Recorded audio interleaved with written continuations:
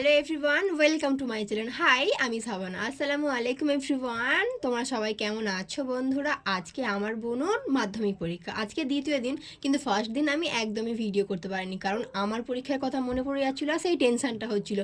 ও যখন যাচ্ছিলো তখন প্রায় আমি কেঁদেই ফেলেছি, আমার এত কষ্ট হচ্ছিলো। তাই আজ দ্বিতীয় দিন ভিডিওটা শুরু করে দিলাম। ওর যার যা নিয়েছিল সব কিছু গুছিয়ে নিয়েছিল, কারণ প্রথম দিন গিয়ে শিখে গিয়েছিলো যে কেমন করে কী করতে হবে। আর ওর চুলটাকেও আমি বেঁধে দিলাম, ওরা পরীক্ষা দিতে চলে গেলে তারপরে আমি আমার কাজগুলো কমপ্লিট করবো। তার আগে মেয়ের মুখটাকে ধুইয়ে দিয়েছিলাম, আর ও আমার মেয়েকে খাইয়ে দিয়ে তারপরে পরীক্ষা দিতে বেরিয়ে গেল।